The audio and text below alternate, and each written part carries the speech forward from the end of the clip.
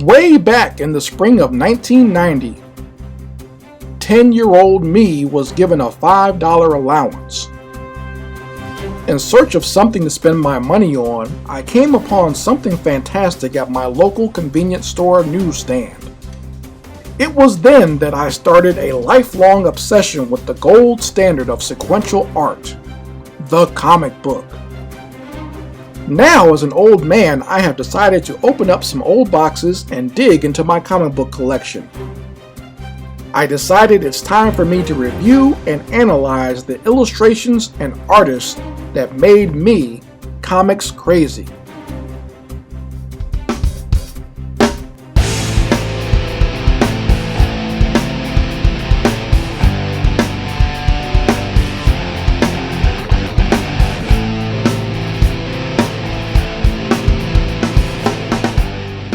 Hey everyone, this is Chris Crazy House, and I'd like to welcome you all to another episode of Chris Crazy House Presents Comics Crazy, and we are continuing with Youngblood Strike File number 2, and this is the continuation of the Chapel story. In this book, we looked at the cover of Youngblood Strike File number 2 before, where we looked at this very infamous cover from the early 90s of Die Hard facing off against Super Patriot. But in this issue, we're going to be looking at Chapel, and let's take a real good look at this cover. And we got the character of Chapel looking almost maniacal, and he is ripping apart the villain Giger from the Cybernet terrorist group. And we see Giger's head literally impaled on Chapel's knife or sword or whatever. Because this is a very unique weapon that the character of Chapel is using here, where it's kind of like, two-pronged and the sword going through the middle. It almost reminds me of like a Klingon type weapon that you would see from Star Trek. But, the character of Chapel is looking almost evil. He almost looks like the villain in this story, where, he has his face painted with the skull. His eyes are red with rage. You get the skull looks like he has fangs, and his body looks like he's been hitting the gym real hard. It looks like he's been training for Mr. Universe or Mr. Olympia or something like that. Because just look at the traps, the shoulders, the chest length, and the tiny little waist there. Definitely looks like he's been hitting the gym and training for a bodybuilding contest. And we see his other arm is kind of holding on to the remains of Giger's body. But an amazingly done cover by Jay Lee.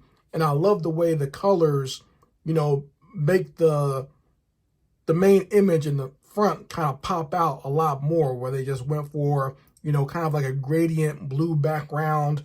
And, just the concentration is mainly on this character. And it came out very well with the colors and the use of the shade and the shadows. And I can't tell you just how much I enjoy these covers. And it's able to be a little bit gory without being gratuitous, because the blood is kind of, shadowed out, and it almost kind of just looks like ink splatter going on here. So, you got it spraying down here and spraying a little bit up here above the title, the blood splatter.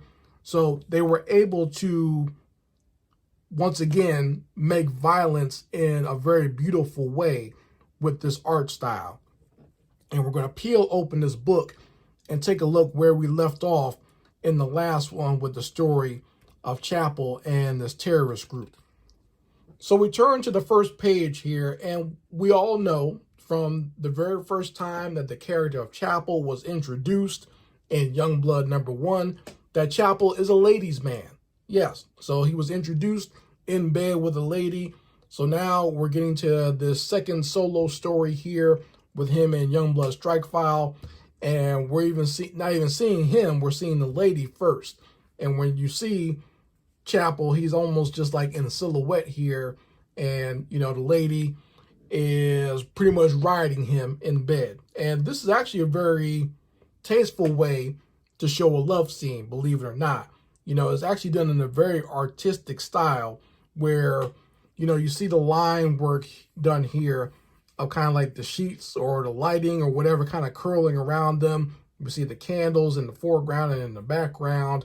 So, and you can tell he's probably on like the roof of, or the top floor of his apartment, and he has a kind of like a little sky window up top.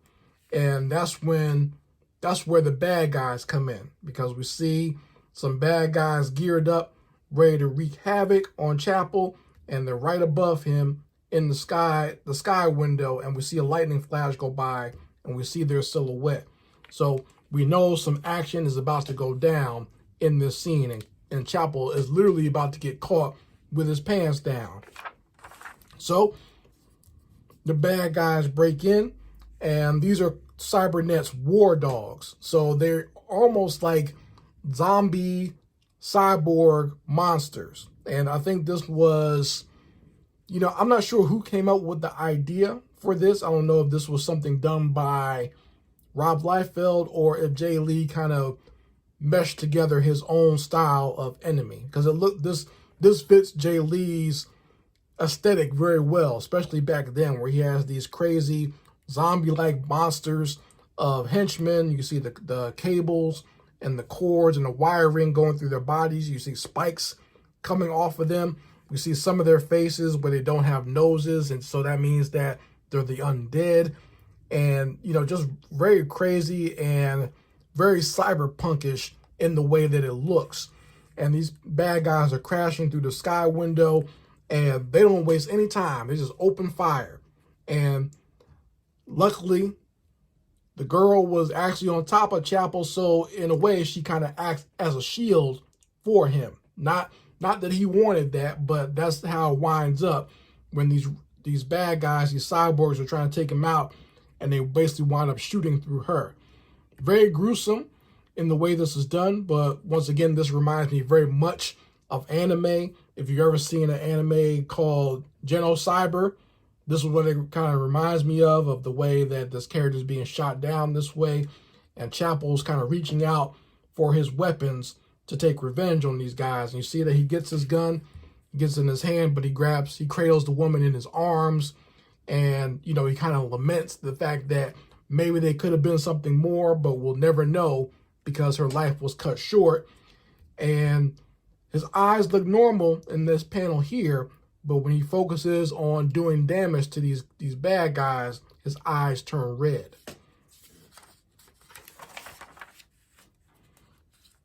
And we barely even see him put in any work, because he makes short work of these bad guys. He literally just beats them up, chops them up, and tosses them out the window.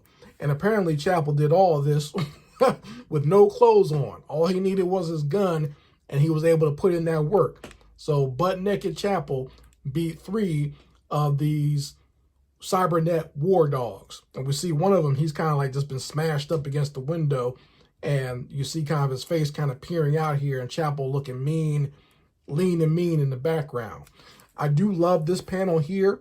I love that we actually did get to see like an extreme angle of, where Chapel and the bad guys are is in this building here and within this silhouette, but we see them being thrown out the window and falling down through in between these buildings here. So great use of an extreme angle.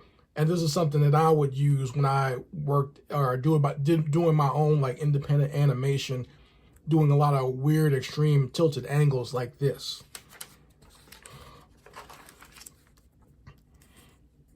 And we go in here to Chapel wanting to figure out what's going on, who sent these monsters after him, and he grabs the head of one of them, and what we do is we get the voice of the character of Giger, basically calling Chapel out. And Chapel knows where Giger is. He's going to go to the base and meet him on the docks.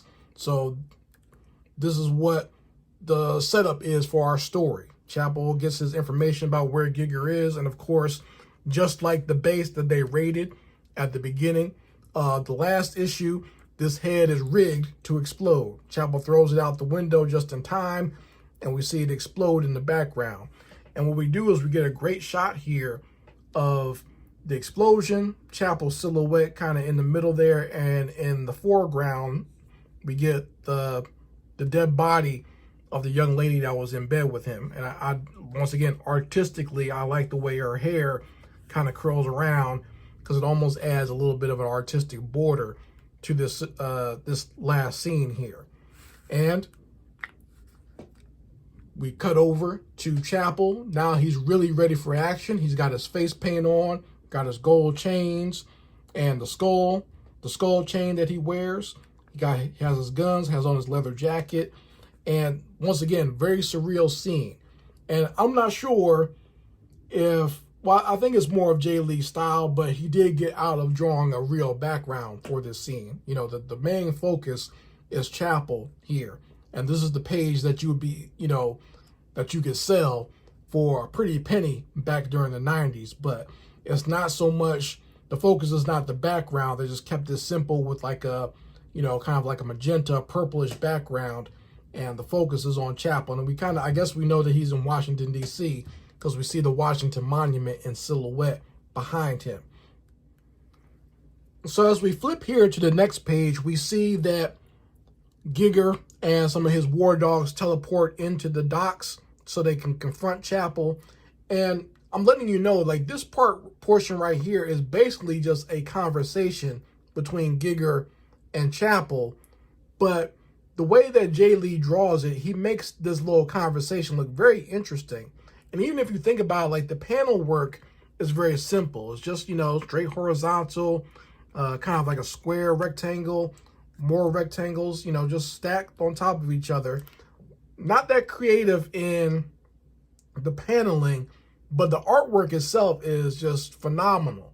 So this is just a way to show you that even if your characters are basically just standing around talking to each other, you can still make it look interesting. Okay, even the introduction here of Giger kind of coming, you know, being teleported in, and he's got the gold armor, looking real badass, looking like a, once again, like an anime character or, you know, comic book character from the early 90s, which he is. And, you know, them kind of just talking back and forth here, you get a great sense of story. You know where everyone is, where their position is, and, you know, they're basically talking back and forth about why they've been brought there.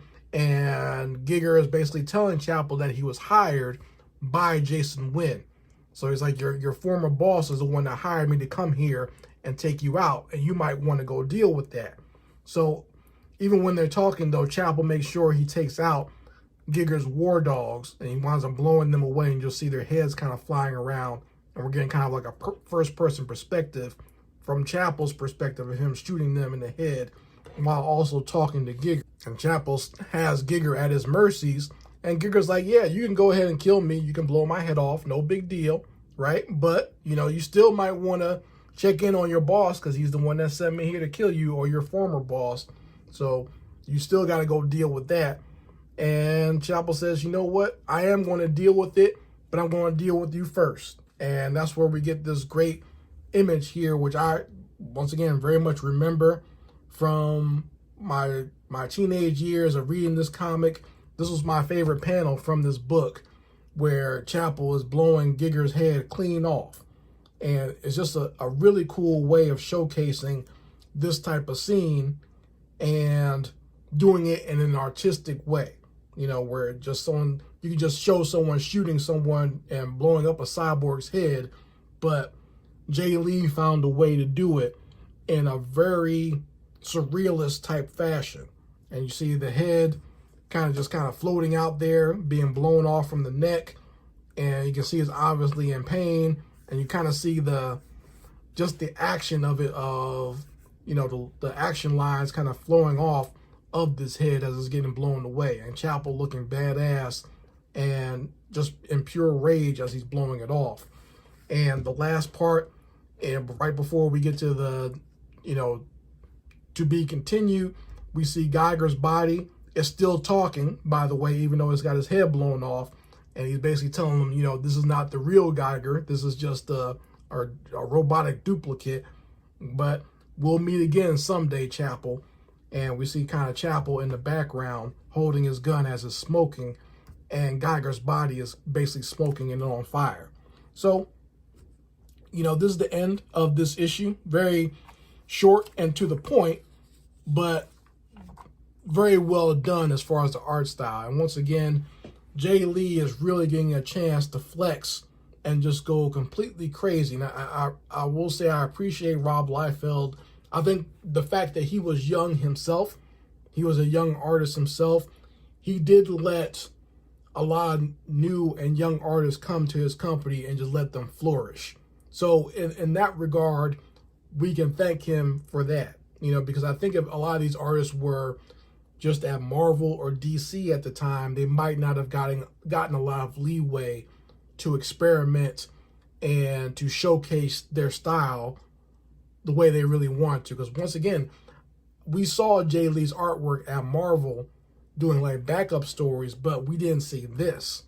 This is something completely different than what we are used to seeing. And like I said, it seemed like he was really allowed to just go as crazy as he wanted with the storytelling of this book. And I don't think he would have gotten that chance if he was just doing Marvel books at the time. So this is Youngblood Strike File number 2. I hope you enjoy watching me review this issue. And if you did like it, go ahead and hit that like button. Make sure you go ahead and subscribe to this channel because we're going to be doing the final part of Youngblood Strike File number 3 and the Chapel story. So subscribe so that you know the next time I upload to this channel. And make sure you go ahead and share this with anyone else who is a fan of these classic 90s comic books and my reviews. Anyway, folks, this is Chris Crazy House signing out. Peace.